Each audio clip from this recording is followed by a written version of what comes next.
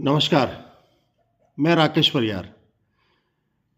RSS धीरे धीरे अपने एजेंडे को लेके आगे बढ़ रही है।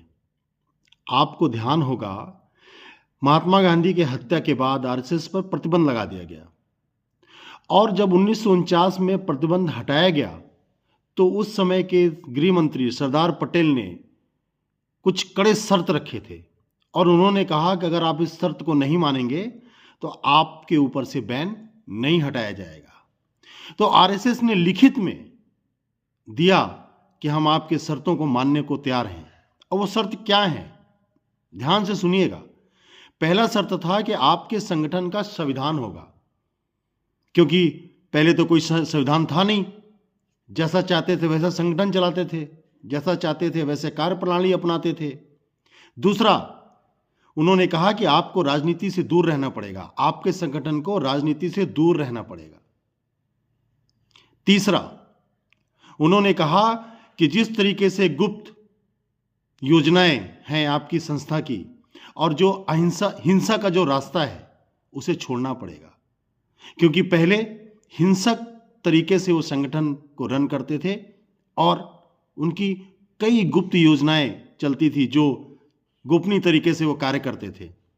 चौथा, महत्वपूर्ण था, आपको याद होगा कि आरएसएस का जो झंडा था वो तिरंगा नहीं था।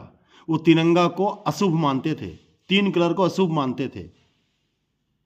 वो तिरंगा को स्वीकार नहीं किया। उसका एक समान उदाहरण आपको बताता हूं।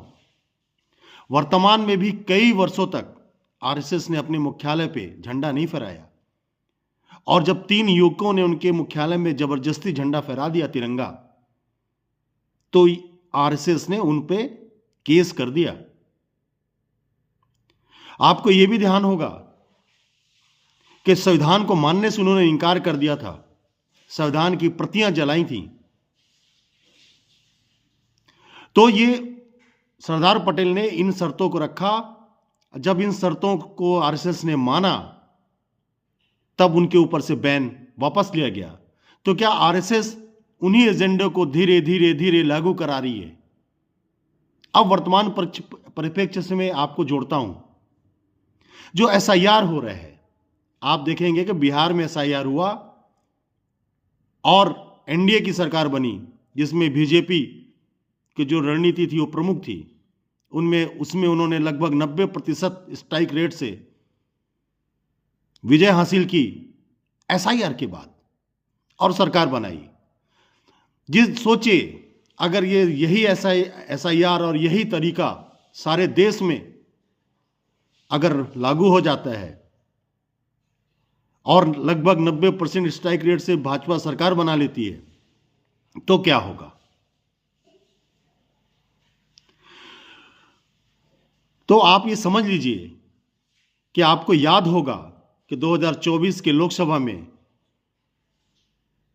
बीजेपी के बहुत से नेता और 400 पार के नारे लगा रहे थे और कह रहे थे कि हमें 400 पार करा के दीजिए, हम संविधान बदल देंगे।